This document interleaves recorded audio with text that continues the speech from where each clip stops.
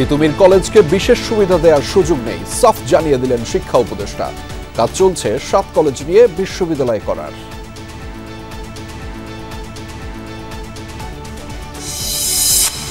ক্ষতিপূরণ পুনর্বাসনের দাবিতে শ্যামলী আগারগাঁও সড়কে বিক্ষোভ অবরোধ, চিকিৎসাধীন আহতদের গুরুত্ব দিয়ে কাজ চলছে জানালেন উপদেষ্টারা।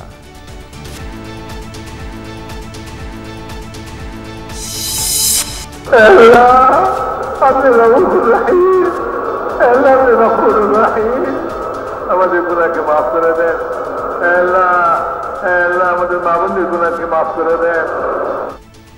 আখেরি মোনাজাতে দেশ, জাতি, মুসলিম উম্মার কল্যাণ কামনা। ভোগান্তি মেনেই বাড়ির পথে মুসল্লিরা। কাল থেকেই শুরু ইজতেমার দ্বিতীয় পর্ব।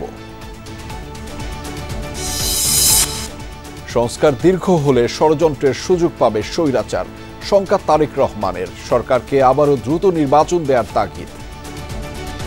দলের কিছু কিছু সংখ্যক সদস্য যারা সতর্ক হয়নি তাদের বিরুদ্ধে আমরা দলীয় অবস্থান থেকে আমরা আমাদের শাস্তিমূলক ব্যবস্থা গ্রহণ করেছি।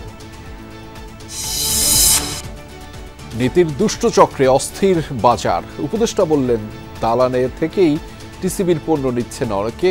ভেজাল রুখতে কঠোর তদারকির পরামর্শ। লাল কার্পেটে 3 উপদেষ্টার খাল সংস্কার উদ্বোধন। বর্ষা মৌসুমের আগেই পানি প্রবাহ ফিরিয়ে আনার আশা। খালের দুরবস্থার জন্য অনিয়ম দুর্নীতিকে দোষারোপ। ট্রাম্পের বাণিজ্য যুদ্ধের বিরুদ্ধে পাল্টা শুল্কারোপের ঘোষণা কানাডা, মেক্সিকোর। ওয়াশিংটনকে কড়া হুঁশিয়ারি দিল চীন। তিতুমির কলেজকে বিশেষ কোনো সুবিধা দেওয়ার সুযোগ নেই বলে স্পষ্ট জানিয়ে দিয়েছেন শিক্ষা উপদেষ্টা ওয়াহিদ উদ্দিন মাহমুদ। কলেজটির শিক্ষার্থীদের কর্মসূচির কারণে জনদুর্ভোগের কথা মাথায় রাখার আহ্বান জানিয়েছেন তিনি। উপদেষ্টা জানিয়েছেন, 7 কলেজ ঢাকা বিশ্ববিদ্যালয়ের সাথে থাকতে না চাওয়ায় তাদের সমন্বয়ে আলাদা বিশ্ববিদ্যালয় করতে একটি কমিটি কাজ করছে। 7 কলেজের সাথে আলাদা বিশ্ববিদ্যালয় নয়, একেবারেই স্বতন্ত্র বিশ্ববিদ্যালয় সহ 7 দফা দাবিতে 5ম দিনের অনশন, সড়ক অবরোধ তিতুমিরের শিক্ষার্থীদের। ইজতেমার কারণে মূল সড়ক আর রেল বাদ দিয়ে শিক্ষার্থীদের ঘোষণা, উত্তর সিটির যে কোনো পয়েন্টে যখন তখন অবরোধ করবেন তারা। ঢাকা নর্থ সিটির ভিতরে যতগুলো জোন আছে প্রত্যেকটাতে আমাদের সুবিধা মতো আমরা কর্মসূচি বাস্তবায়ন করব। এ পথে গুরুত্বপূর্ণ 3টি হাসপাতাল। সড়ক অবরোধে উপায় না পেয়ে একজন ক্যান্সার রোগী কিছু দূর পায়ে হেঁটে পরে রিকশায় ফিরছেন। আমরা তো হাসপাতালে ছিলাম, আমরা সঠিক জানি না।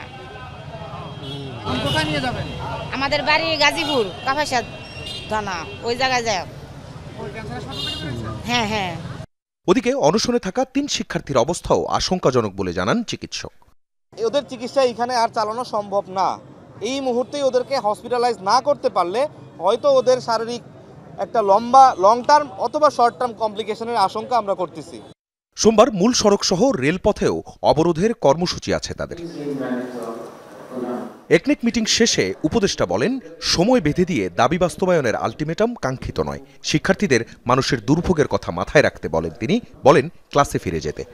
তিতুমির কলেজেরও সাধারণ শিক্ষার্থীদের যাতে শিক্ষাক্রমে অসুবিধা না হয়, তারা ক্লাস করতে চায়। আমার কাছে অনেকে বলেছে, লিখেছে। এবং জনদুর্ভোগ যাতে না হয়, কর্মসূচি যদি দিতেই হয় সেরকম কর্মসূচি দিতে থাকুক। কিন্তু আমরা মনে করেছি যে এখন যেভাবে যে কমিটি কাজ করছে সেখানে সময় বেঁধে দিয়ে একটা কলেজের ছাত্ররা হঠাৎ করে একটা কলেজকে হঠাৎ করে সময় সীমার মধ্যে বিশ্ববিদ্যালয় ঘোষণা করা, এটা কোনো যৌক্তিক দাবি না। শিক্ষা উপদেষ্টা জানালেন, তিতুমিরকে আলাদা কোনো সুবিধা দেওয়ার সুযোগ নেই। বিশেষ বিবেচনায় প্রত্যেকটা 7টা কলেজই আছে। না। আখলাকুস সাফা, যমুনা নিউজ, ঢাকা। সুচিকিৎসা ও ক্ষতিপূরণের দাবিতে রাজধানীর শ্যামলীতে দিনভর সড়কে অবস্থান নিয়ে বিক্ষোভ করেছেন জুলাই আগস্ট গণঅভ্যুত্থানে আহতদের কয়েকজন। পুনর্বাসনের প্রতিশ্রুতি বাস্তবায়ন করা হয়নি বলে অভিযোগ তাদের। উপদেষ্টা ফারুকী আজম জানিয়েছেন, তাদের কল্যাণে মুক্তিযোদ্ধা মন্ত্রণালয়ের অধীনে একটি অধিদপ্তর করা হচ্ছে। স্বাস্থ্য উপদেষ্টা জানিয়েছেন, আহতদের চিকিৎসার বিষয়ে সরকার আন্তরিকতার সাথে কাজ করছে। জুলাই অভ্যুত্থানে আহত অনেকেই এখনও চিকিৎসা নিচ্ছেন হাসপাতালে। তবে চিকিৎসা অবহেলা ও ক্ষতিপূরণ পুনর্বাসনের দাবি তুলে গত কয়েক মাসে কয়েকবার রাস্তা অবরোধ করেছেন এসব আন্দোলনকারী। রোববার রাজধানীর পঙ্গু হাসপাতাল ও জাতীয় চক্ষুবিজ্ঞান ইনস্টিটিউটের সামনে বিক্ষোভ করেন তারা। অবরোধ করে বন্ধ করে দেন রাস্তা। যেই দাবিগুলো যেগুলো আমরা ন্যায্য প্রাপ্য এগুলো যেন আমরা আমাদের এই রাষ্ট্রের সরকারের কাছ থেকে উদ্ধার করে নিয়ে আমাদের মায়ের কোলে আমরা ফিরে যেতে পারি। যে এদের চিকিৎসা করতে আসলে কয় কোটি টাকার দরকার আছে, 6 মাস হয়েছে এখনো যদি চিকিৎসার জন্য এরা আসে রাস্তায় দাঁড়ায় বাইরে এখানে সেখানে কান্নাকাটি করে, এটা আসলে সরকারের জন্য বিশাল লজ্জাজনক। আহতরা বলছেন তাদের ক্ষতিপূরণ আর পুনর্বাসনের প্রতিশ্রুতি দেয়া হলেও তা পূরণ করা হয়নি। দেখি রাস্তা ব্লক, রাস্তায় কি হয়েছে, আন্দোলন হইতেছে কেন? তাদের চিকিৎসার টাকা দেয় নাই সরকার, তাদের কোনো খোঁজ খবর নেয় না, এর জন্য তারা রাস্তা ব্লক করে আন্দোলন করতেছে। এটা কি আদৌ যৌক্তিক হয়েছে? সকাল 11টা থেকে শুরু হওয়া কর্মসূচিতে ওই এলাকায় দেখা দেয় তীব্র যানজট। দুপুরে শিশু মেলার সামনের সড়ক বন্ধ করে দেন তারা। সন্ধ্যা পর্যন্ত দীর্ঘ যানজটে আটকা পড়েন যাত্রীরা। এই যে আজকে বসে রয়েছি, কালকে জানি কাজে যাইতে পারবো কি না পারবো আমি কইতে পারবো। যদি বাসায় যাই অসুস্থ জায়গা তো আমার কামড়া যাইব, তখন আমি কি করে খাবো? সব ভোগান্তিতে আছি, আমরা একটু শান্তি চাই, রাস্তাটা ক্লিয়ার চাই। 11টার থেকে এখন মনে হয় 5টা বাজে এখনো কোনো রাস্তা ছাড়ে নাই। আমরা গরিব মানুষ, এদের সিএনজি চালাই, 1200 টাকা জমা দিতে হয়। এবার বউ পোলাপান আছে। জুলাই অভ্যুত্থানে হতাহতদের জন্য সরকার নানা উদ্যোগ নিয়েছে বলে জানিয়েছেন উপদেষ্টারা। মুক্তিযুদ্ধ বিষয়ক মন্ত্রণালয়ের অধীনে হচ্ছে একটি অধিদপ্তর, জানানো হয় তাও। যারা আহত হয়েছেন তাদের ব্যাপারেও সরকার দ্রুত তালিকাভুক্ত করছে, এটার ক্যাটাগরি অনুযায়ী তালিকা হচ্ছে এবং আশা করছি আমরা এই সপ্তাহের মধ্যে সেই তালিকাও সম্পন্ন করতে পারবো। অধিদপ্তরের অধীনে একটা নীতিমালা প্রণয়ন হচ্ছে, তাদেরকে কি কি রকমের পুনর্বাসন সুবিধা দেওয়া হবে। স্বাস্থ্য বিভাগ জানিয়েছে 24-এর অভ্যুত্থানে আহতদের মধ্যে এখন পর্যন্ত 30 জনকে সিঙ্গাপুর ও থাইল্যান্ডে পাঠানো হয়েছে। এবার সিঙ্গাপুরের বিশেষজ্ঞ দল এসেছে চিকিৎসা দিতে।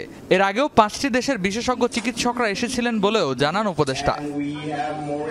বাংলাদেশে যারা আহত হয়েছেন তাদের মধ্যে ভেরিফাইড যারা 14,012 জনের মতন পর্যন্ত আহত তালিকাভুক্ত হয়েছেন, যার মধ্যে ভেরিফাইড হয়েছেন 12,981 জন। যারা ভেরিফাইড হয়েছেন তার মধ্যেও প্রায় 1238 জন এখন পর্যন্ত তাদের ক্যাটাগরি নিশ্চিত করতে পারেননি। তাদের চিকিৎসার জন্য এ পর্যন্ত 30 জনকে আমরা বিদেশে পাঠিয়েছি। টাকার কথা আমরা চিন্তা করি, টাকা যেভাবে হোক সেটা ব্যবস্থা আমরা করতে পারবো, কিন্তু আমাদের ছেলেগুলোদেরকে আমরা চিকিৎসার সুব্যবস্থাটা দেই। গণ অভ্যুত্থানে আহতরা যে কারণে মনোকষ্টে আন্দোলন করছে সেসব বিষয়ে এখন আরও বেশি গুরুত্ব দেওয়া হবে বলে জানিয়েছেন উপদেষ্টারা। পরে সড়ক ছেড়ে দিয়ে চলে যান আহত ছাত্র জনতা। রেদওয়ান আহমেদ, যমুনা নিউজ, ঢাকা। ছাত্র জনতার গণ অভ্যুত্থানে নেতৃত্বে থাকা শিক্ষার্থীদের রাজনৈতিক দল গঠন নিয়ে চলছে তোড়জোড়। তাদের নতুন দলের ইশতেহারে কি থাকছে, কমিটিতে স্থান পেতে যোগ্যতার মাপকাঠি বা কি হবে, এসব কিছু নিয়ে খোলামেলা কথা বলেছেন জাতীয় নাগরিক কমিটির সদস্য সচিব আক্তার হোসেন ও দলের যুগ্ম আহ্বায়ক আরিফুল ইসলাম আদিব। এরই মধ্যে 270টি উপজেলার থানা কমিটি গঠনও করেছেন তারা। সহকর্মী লামিয়া তিথি জানাচ্ছেন বিস্তারিত। ক্যামেরায় ছিলেন শাহরিয়ার সৈকত। দ্বাদশ জাতীয় সংসদ নির্বাচনে অংশ নিতে জুলাই গণ অভ্যুত্থানের সম্মুখ সারির যোদ্ধারা এখন ব্যস্ত নতুন রাজনৈতিক দল গঠনের কার্যক্রমে। শিক্ষার্থীদের এই রাজনৈতিক দল নিয়ে রয়েছে জনমনে প্রত্যাশা। সেখান থেকেই উঠে আসছে নানা প্রশ্ন। কেমন হতে পারে এর রূপরেখা? এরই মধ্যে তাদের নেতৃত্বে জাতীয় নাগরিক কমিটি 270টি উপজেলা থানা কমিটি গঠন করেছে। কাজ চলছে বাকি উপজেলাগুলোতেও কমিটি গঠনের। বৈষম্য বিরোধী ছাত্র আন্দোলনও গঠন করেছে কমিটি। এসব কমিটিতে কারা স্থান পাচ্ছে, সদস্য হওয়ার যোগ্যতাই বাকি। তাদের অংশগ্রহণ, সম্পৃক্ততা এবং সেই সাথে নেতৃত্ব দানের যে ক্ষমতা এবং সেই সাথে নতুন নেতৃত্ব তুলে আনার যে সক্ষমতা, সেটাকে নিয়েই আমাদের সামনে আগাতে হবে। আওয়ামী লীগের সাথে সংশ্লিষ্ট কাউকেই এই মুহূর্তে জাতীয় নাগরিক কমিটিতে আমরা আনবার পক্ষপাতী নই। এটা জনগণের চাওয়ার জায়গা হলো যে যারা গণহত্যার সাথে সংশ্লিষ্ট ছিল, যারা নানাবিধ অপরাধ করেছে, তাদের বিচার হতে হবে। 270টির মতন উপজেলা কমিটি, উপজেলা থানা কমিটি আমরা গঠন করা হয়েছে। ফ্যাসিস্ট আওয়ামী লীগের সাথে যারা সরাসরি যুক্ত না, তারা মূলত যে কোনো রাজনৈতিক দল হোক, পূর্বে রাজনৈতিক পরিচয় থাক, তারা অংশগ্রহণ করতে পারেন। আগের তুলনায় রাজনীতিতে আসা নিয়ে তরুণদের আগ্রহ কতটা বেড়েছে কেনই বা তারা রাজনীতিমুখী হচ্ছেন? তরুণরা এই দলের নেতৃত্ব দিবেন, কিন্তু যারা বয়োজ্যেষ্ঠরা আছেন তাদের পরামর্শগুলো আমাদের জন্য অনেক কাজে দিবে। রাজনৈতিক দলের ক্ষেত্রে এই জায়গাটা অবশ্যই ওপেন থাকবে এবং যে কোনো বয়সে যে কোনো শ্রেণী পেশার মানুষ যাতে যুক্ত হতে পারে সেটা দুয়ার খোলা থাকবে। পড়াশোনা করে অভিজ্ঞতা অর্জন করেছেন, ভালো কিছু অর্জন করেছেন, তারা কিন্তু এখন দেশে আসতে চাচ্ছেন এবং দেশে এসে রাজনীতিতে অংশগ্রহণ করতে চাচ্ছেন। কারণ রাজনীতিটা আগে শুধু দুদলীয় বৃত্ত, বিশেষ করে পরিবারতান্ত্রিক মধ্যে সীমাবদ্ধ ছিল। ফলে এই যে পরিবর্তনটা, এটা আশা করি বাংলাদেশের রাজনৈতিক সমীকরণটা আগামী দিনে পরিবর্তন হবে।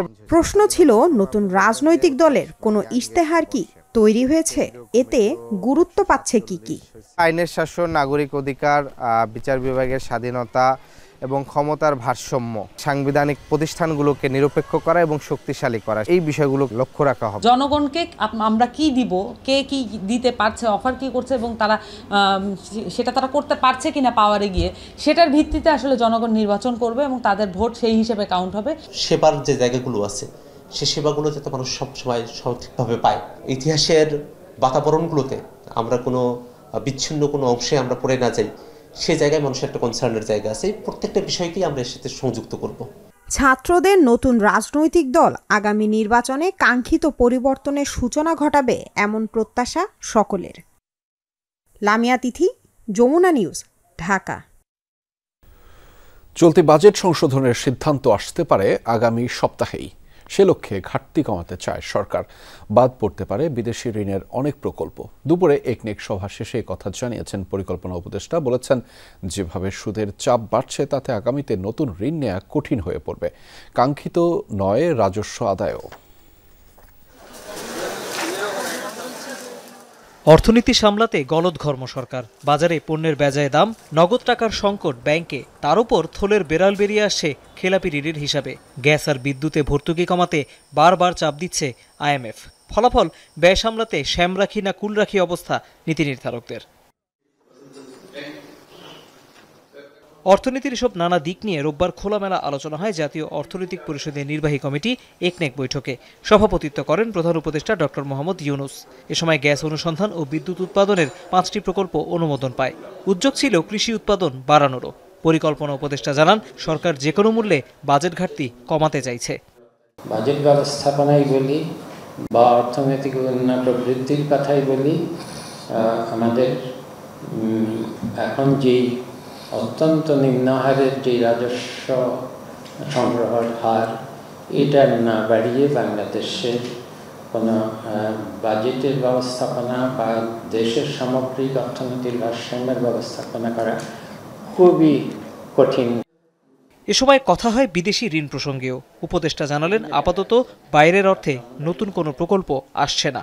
এই বছর থেকেই তো আমরা দেখছি যে ঋণ সুদ পরিশোধের বোঝা এটা যেভাবে বেড়ে যাচ্ছে, তাতে করে এই রকমের অর্থায়ন বাজেটে যে ধরনের অর্থায়ন দিয়ে আর এটা টেকসই হবে না। একনেক সভায় প্রায় 12,500 কোটি টাকা ব্যয়ে 13টি প্রকল্প অনুমোদন দেয়া হয়। তৌহিদ হোসেন, যমুনা নিউজ, ঢাকা। মুসলিম বিশ্বের ঐক্য, মানবতার শান্তি, সমৃদ্ধি কামনায় শেষ হয়েছে তাবলিগ জামাতের ইজতেমার প্রথম পর্ব।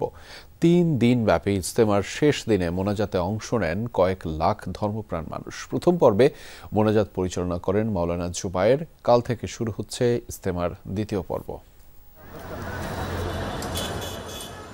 কুয়াশা মাড়িয়ে তুরাগ তীরে মানুষের ঢল, কেউ হেঁটে, কেউ বা গাড়িতে, যে যার মতো করে পৌঁছে যান ইজতেমা ময়দানে। মোনাজাত শুরুর আগেই যতদূর চোখ যায় শুধু মানুষ আর মানুষ। অবনত মস্তক ও আকাশপানে দুহাত তুলে বিশ্বব্রহ্মাণ্ডের মালিকের কাছে প্রার্থনা। নেই উঁচু নিচু ভেদাভেদ, নেই কোনো হুল্লোড়, এক মনে শুধুই পাপ মোচনের ফরিয়াদ।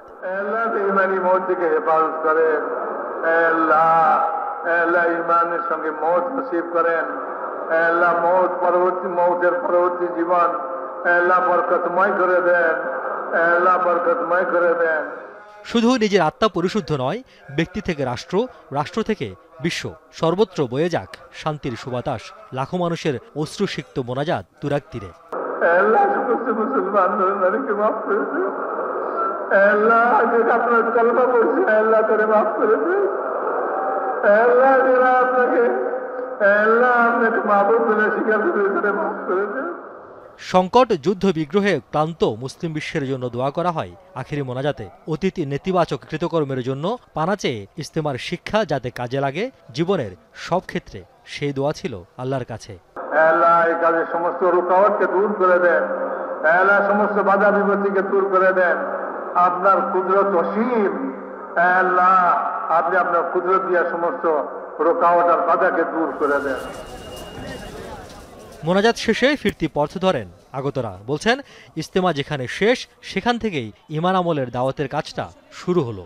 দ্বীনি ভাইদের কাছে দাওয়াত তাবলীগের নামে যেই প্রচারিত, এটা যে সমস্ত মানুষ আসতে পারে না তাদের কাছে পৌঁছে দেব ইনশাআল্লাহ। তাদের অসুস্থতা দূর করে দেয় এবং মানুষের কোনো হিংসা কিনে না থাকে।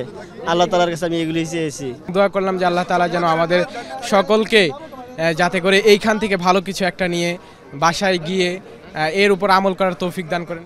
সোমবার থেকে একই স্থানে শুরু হবে দ্বিতীয় পর্বের আয়োজন। পবিত্র কোরআনের সূরা আল ইমরান আল্লাহ বলেছেন, তোমরাই সর্বশ্রেষ্ঠ জাতি, তোমাদেরকে পাঠানো হয়েছে মানব জাতির কল্যাণের জন্য। তোমরা সৎ কাজের আদেশ করবে, অসৎ কাজ থেকে বিরত রাখবে আর আল্লাহর উপর বিশ্বাস রাখবে। মূলত কোরআন এবং হাদিসের এই যে শিক্ষা, সেই শিক্ষা আরেকবার শানিত করে নেওয়া হলো ইজতেমার এই ময়দান থেকে। আর এখানকার অর্জিত জ্ঞান বিশ্বের বিভিন্ন প্রান্তের মানুষের কাছে পৌঁছে দিতে ছুটে যাবেন ইজতেমায় আগত মানুষরা। রিয়াজ রায়হান, যমুনা নিউজ, টঙ্গী তুরাগতীর, গাজীপুর।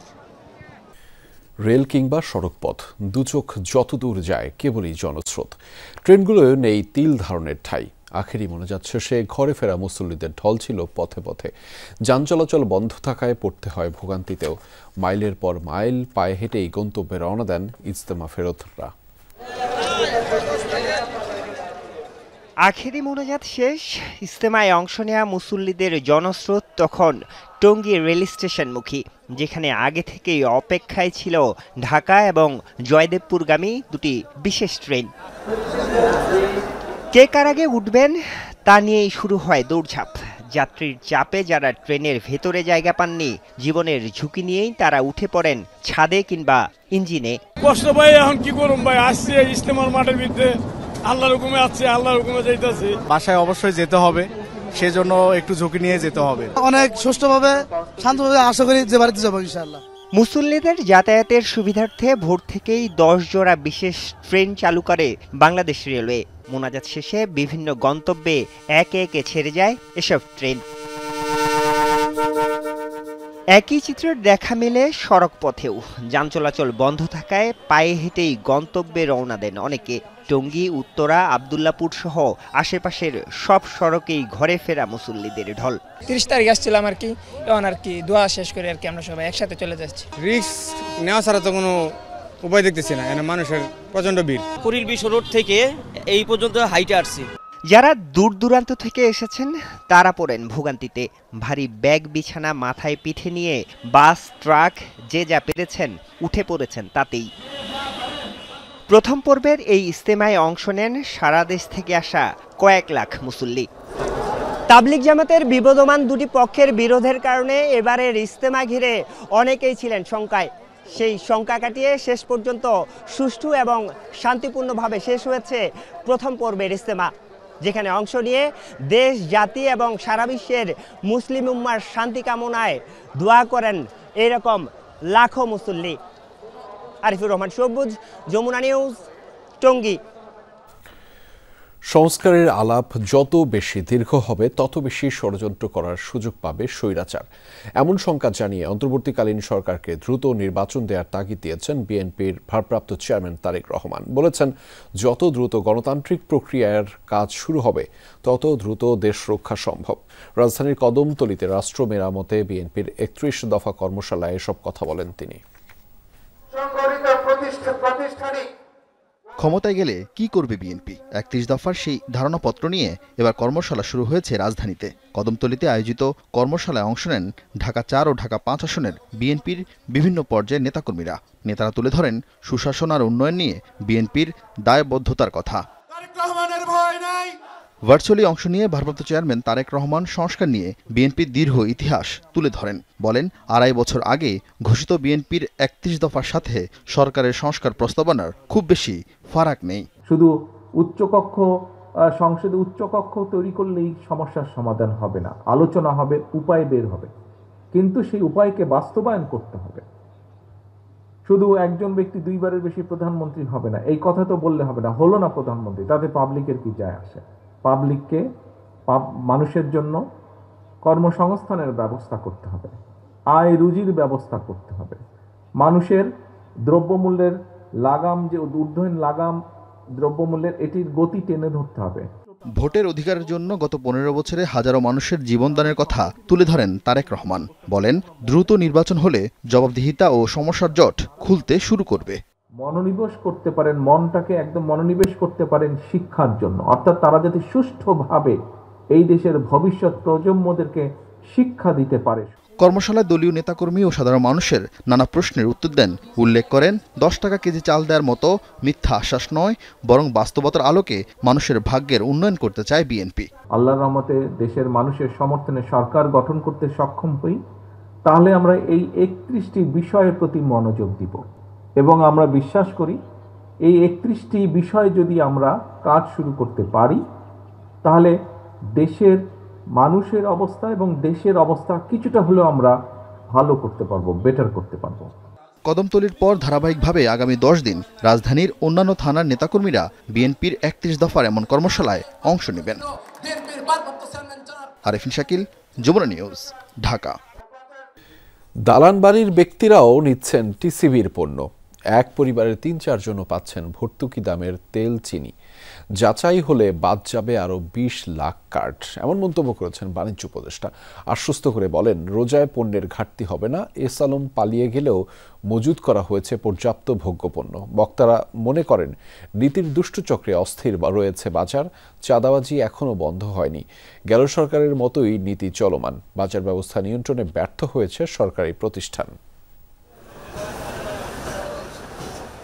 দেশে দীর্ঘ সময় ধরে চলমান উচ্চ মূল্যস্ফীতি নিয়ন্ত্রণে নানামুখী উদ্যোগ আছে, কিন্তু কমছে না মানুষের দুর্দশা। সকালে দৈনিক বণিক বার্তার আয়োজনে বাজার তত্ত্বাবধানের কৌশল অনুসন্ধান বিষয়ে সেমিনারে উঠে আসেন নানা দিক। বলা হয়, বাজার ব্যবস্থার অরাজকতায় কষ্টে আছে সাধারণ মানুষ। সরকার পরিবর্তন হলেও অবস্থার পরিবর্তন হয়নি। বড় প্রতিষ্ঠানগুলো যদি তাদের জায়গা থেকে ফোন না দেয়, পারমিশন না দেয়, মাদার ভেসেল থেকে লাইট ভেসেলে পণ্যগুলো নামে না।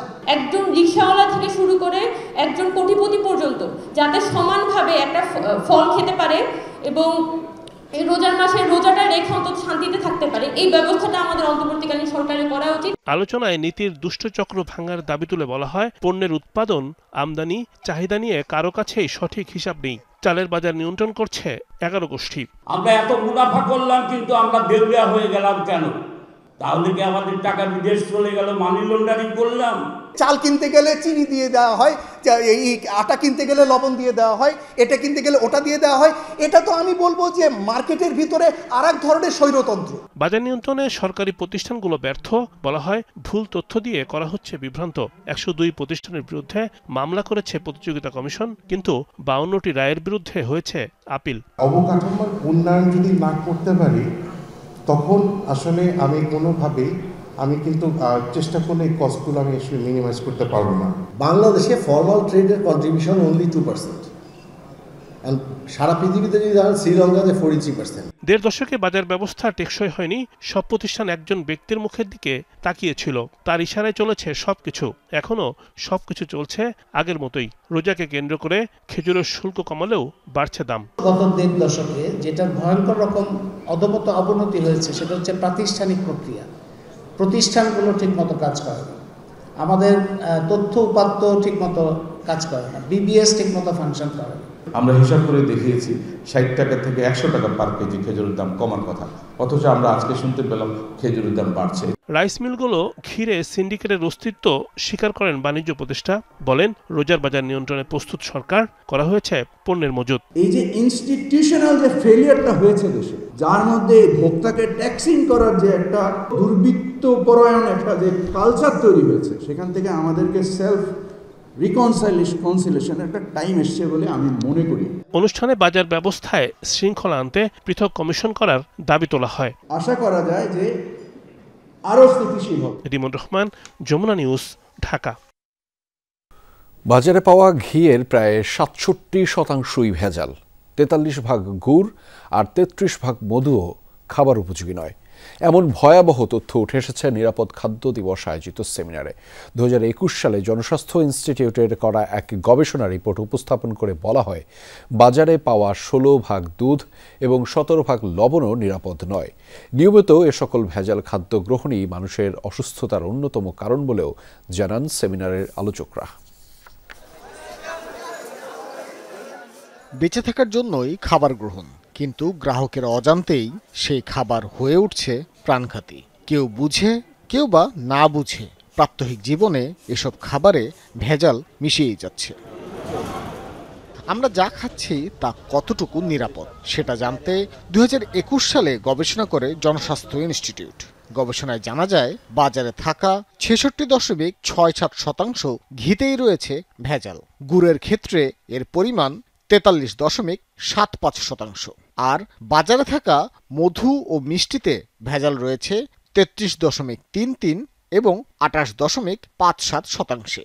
ইলেকট্রনিক মিডিয়ার সদস্যরা আছেন তাদের রোববার সকালে বিএসএমএমইউতে নিরাপদ খাদ্য কর্তৃপক্ষ আয়োজিত এক সেমিনারে ৪ বছর আগের এসব তথ্য তুলে ধরেন ঢাকা বিশ্ববিদ্যালয়ের পুষ্টিবিজ্ঞান বিভাগের অধ্যাপিকা। ৩৫,০০০ জনগণ প্রত্যেক বছর মারা যায় এই ডিজিজে, এবং ২০২০-এর ডেটা যেটা বলে যে শুধুমাত্র এই অনিরাপদ খাদ্যের কারণে বছরে ৩৫,০০০ মানুষ মারা যাচ্ছে।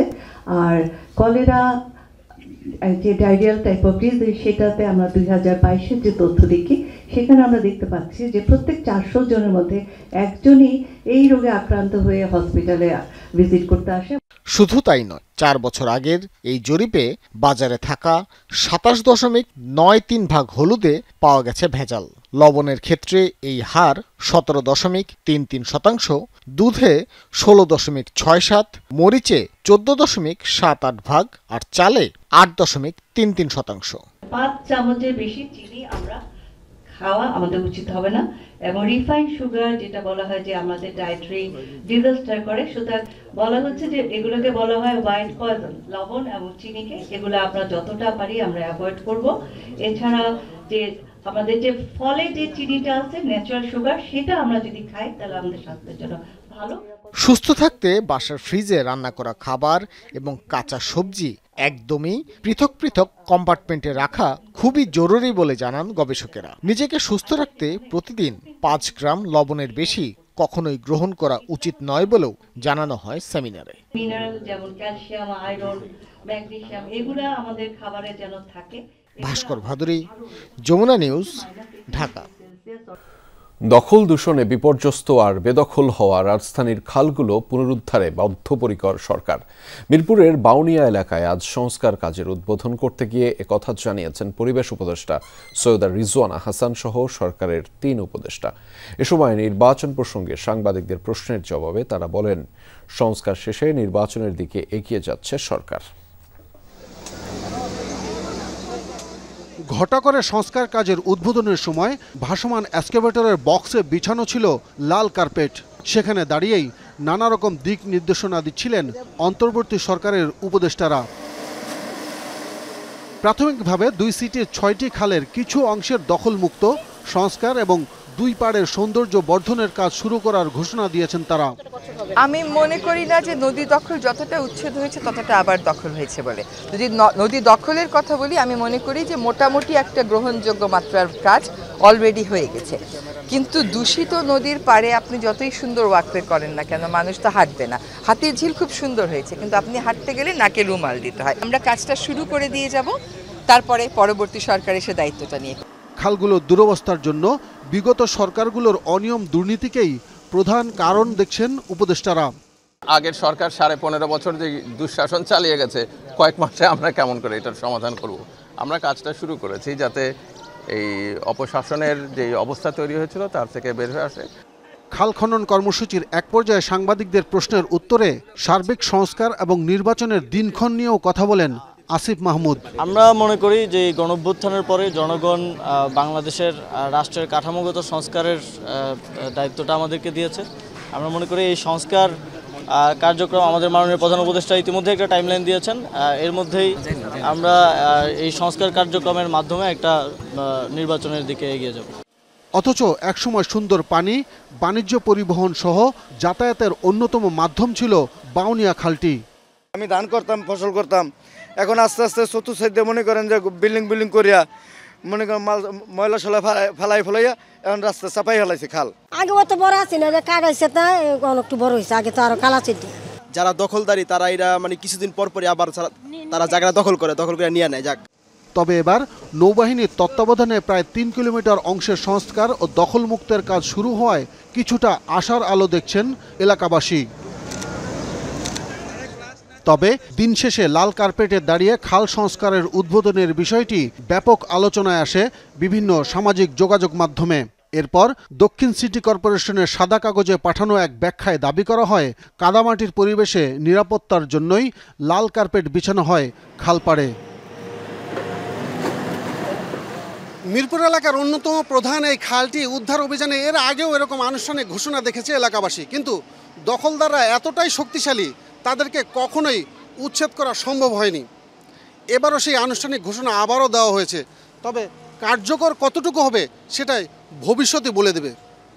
আব্দুল্লাহ তুহিন, যমুনা নিউজ, বাউনিয়া খাল, মিরপুর। দর্শক, অমরকিশে বইমেলার দ্বিতীয় দিন আজ মেলা প্রাঙ্গণ থেকে এই মুহূর্তে আমাদের সাথে যুক্ত রয়েছেন সহকর্মী শওকত মঞ্জুর শান্ত। তার মাধ্যমে জানাবো দ্বিতীয় দিন মেলা প্রাঙ্গণের শেষ খবরাখবর। শান্ত, বইমেলায় পাঠক, লেখক এবং দর্শনার্থীদের ভিড় কেমন দেখছেন, এবং নতুন ঠিক কোন কোন বই পাঠকদের নজর কেড়েছে এবারের শুরু দিকের বইমেলায়?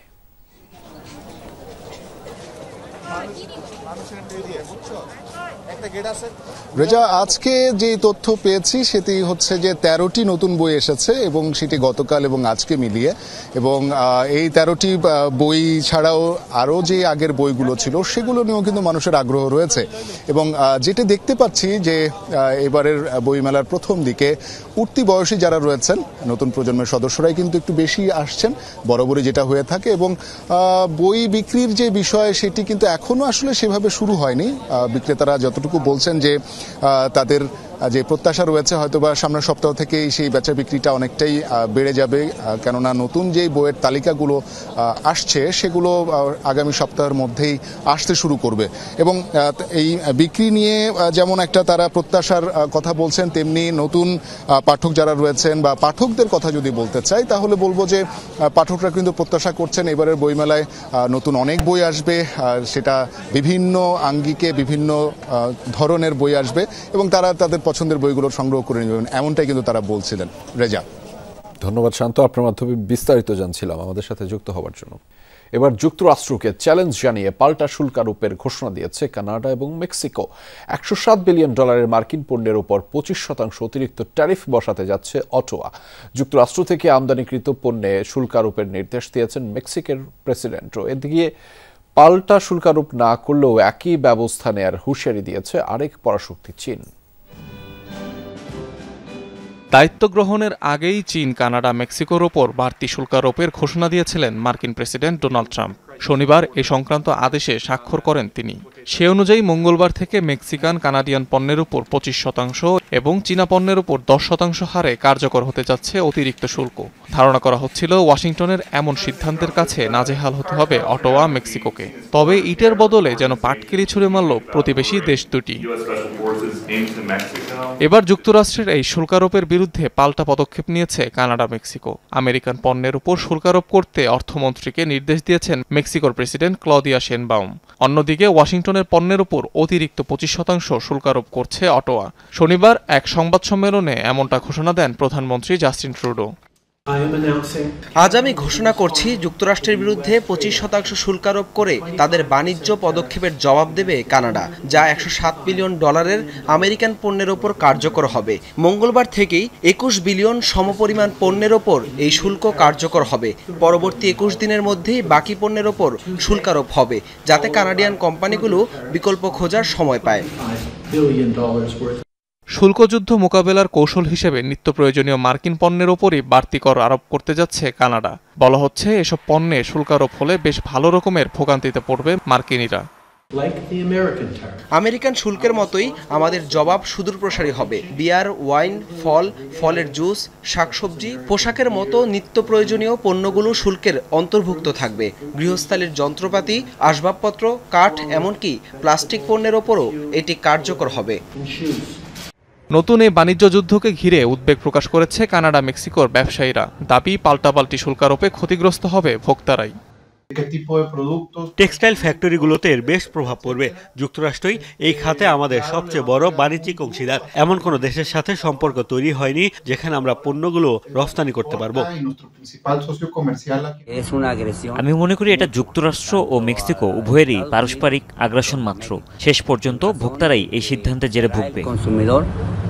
এদিকে যুক্তরাষ্ট্রের বিরুদ্ধে পাল্টা ব্যবস্থা নেওয়ার হুঁশিয়ারি দিয়েছে আরেক পরাশক্তি চীন।